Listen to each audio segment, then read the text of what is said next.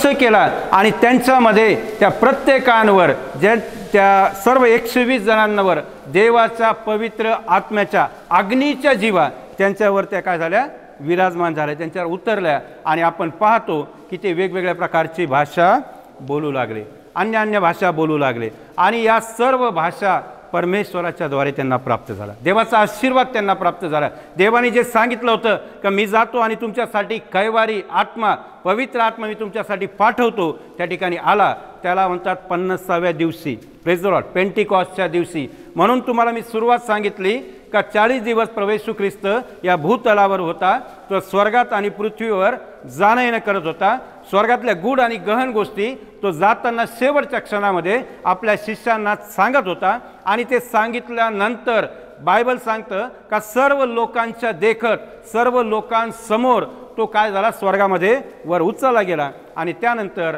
आपण पाहतो की 10 दिवस त्या लोकांना वाट पाहावी लागली। 10 दिवसानंतर हा पेंटिकॉस्टचा सण आला आणि त्याच सणाचं निमित्त साधून परमेश्वराने सुद्धा अद्भुत असं कार्य केलं का त्या ठिकाणी पेंटिकॉस्टच्या दिवशी पवित्र आत्मा त्या सर्व लोकांवर उतरला आणि ते अन्य भाषा बोलू लागले।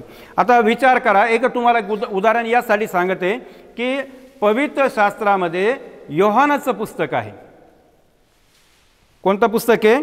योहानाचं पुस्तक, आणि त्यामध्ये 3ऱ्या अध्यायामध्ये असं म्हटलेलं आहे का मी तर तुमचा पाण्याने बप्तिस्मा करतो, परंतु माझ्या पाठीमागून जो येणारा आहे माझ्यापेक्षा श्रेष्ठ आहे तो तुमचा बप्तिस्मा अग्नीने करेल। हालेलुया।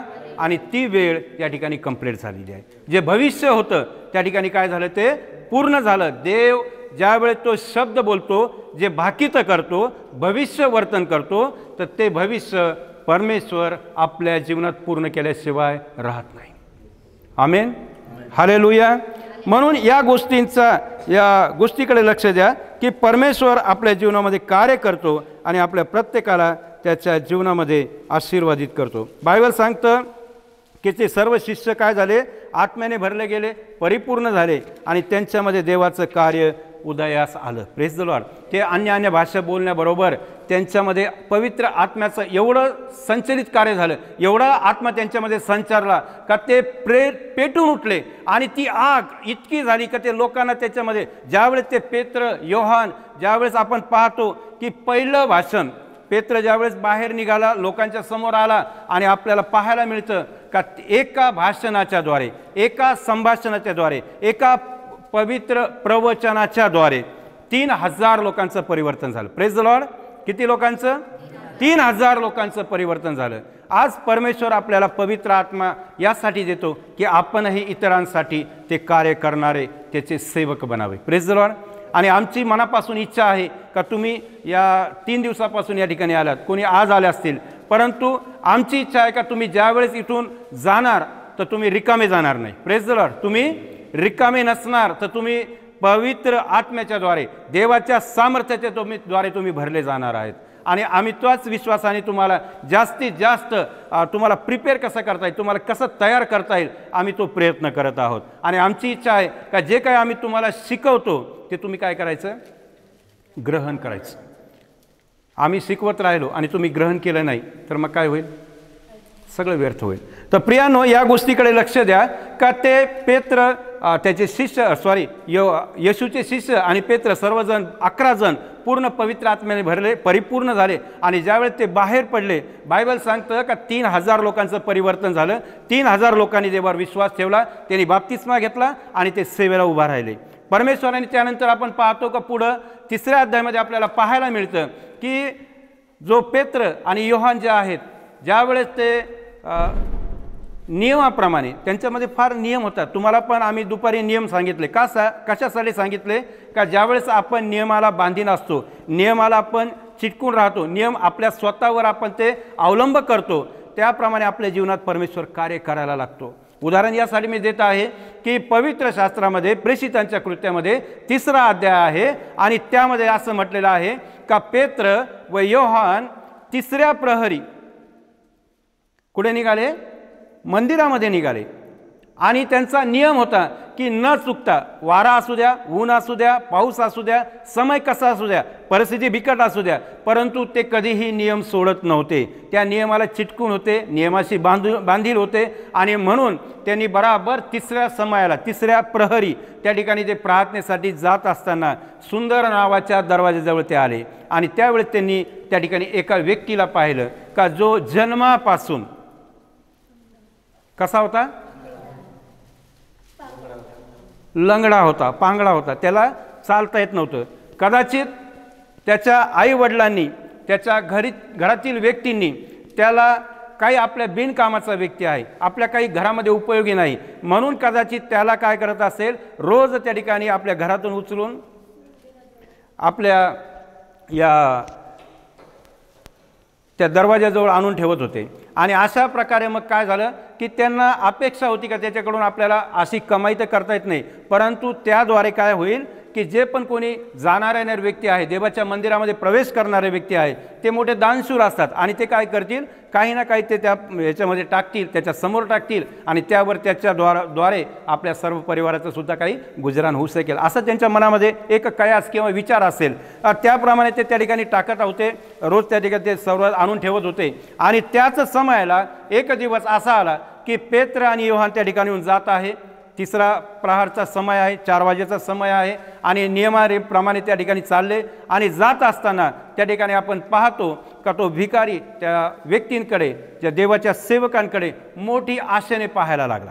Praise the Lord. काय करायला लागला, मोठी आशा त्याच्या हृदयामध्ये निर्माण झाली का आतापर्यंत तो पाहत होता व्यक्तीकडे, परंतु ज्यावेळेस तो त्या लोकांकडे पाहतो तर त्यांच्यामध्ये एक फार मोठी आशा निर्माण झाली का यांच्याकडून आपल्याला काहीतरी प्राप्त होईल, काहीतरी मिळेल. वचन वाचूया, 3रा अध्याय 1 ते 10 वचन. पटकन वाचायचं, थोडं सुरुवात वाचा पटकन.